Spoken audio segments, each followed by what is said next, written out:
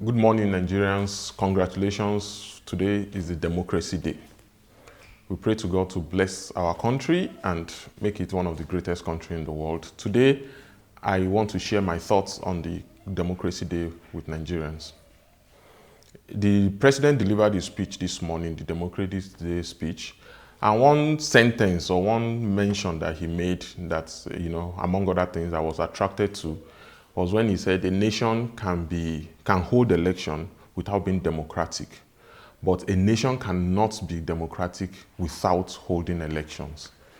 And I was wondering, what's the meaning? What's he trying to emphasize? He's trying to tell us that Nigeria is a democracy, is enjoying democracy because we are electing, we get a chance to elect those that lead us. And somewhere in my head, I'm a bit worried that, do we really get a chance to select those that lead us? Those that we get to select, even if the election is transparent and everything, are the ones that the political parties present to us. So really, be that as it may, we are happy the nation is celebrating another democracy. So be that as it may, we are happy that we are celebrating. We are in our 25th year of democracy, and we pray to God to keep the nation growing forward. But I have a message for the president, and I want the people to hear my thoughts. Definitely, I am one of those that voted for the president. I believed that he had one of the best credentials.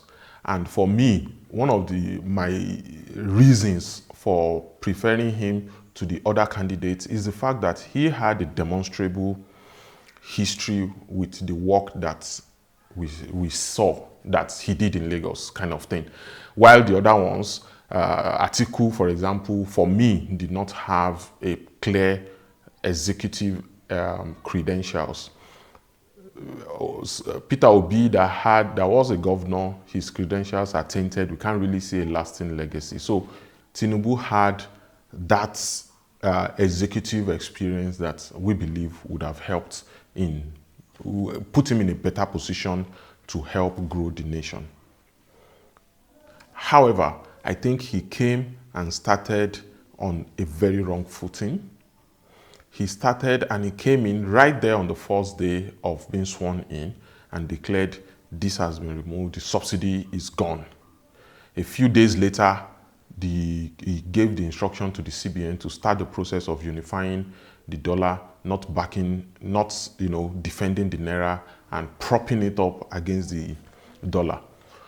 While this made sense on paper, it is really disappointing that he obviously did not think through the consequences of those actions and the blowback to expect from those actions. I'll give you my thoughts on that. Personally, what was the problem with the subsidy? Subsidy by itself, or subsidy on petroleum products for the country, was not by itself a bad thing. The problem was the corruption in the management of the subsidy. People claim to bring in fuel and collect subsidy money without bringing anything. Fuel that is subsidized and brought into the country is taken outside the country. You just get it at a lower price. Just take it across the border to Cameroon on the east side, or to Benin Republic or to Niger Republic on the northern part of the country, and you immediately make a killing. So there was corruption in the subsidy. But the work of the president that has the people at heart is to curb and fight the corruption, not to fight the people. So I think he came in and brought in policies that inflated the prices of things, got the economy in such a situation. Now that the workers are now demanding a salary that will commensurate to that increase, he can't deliver it, he can't pay it. The biggest point of corruption in a country, especially Nigeria, the biggest point of corruption in this country is in the civil service. And the civil service of Nigeria, currently as it stands, is underpaid. That is one of the foundational reasons of corruption in this country. The civil servants are underpaid. The money just doesn't work. So if you now make them poorer, you inflate the economy, but you are not ready to pay the associated increase in their salary, then definitely you are bringing more corruption. You are breeding more corruption. So my first message to the president, with all due respect, my president, is that you are increasing the corruption in this country as an indirect, direct or indirect consequence of your economic policy or your way of implementing these policies. So the second impact of this inflation of prices without a commensurate productivity or even increase in income and everything on the society is that survival is becoming very difficult for a lot of Nigerians. And one of the direct consequences of survival being difficult is an increase in insecurity. More and more people will become desperate because they must survive. It becomes survival of the fittest.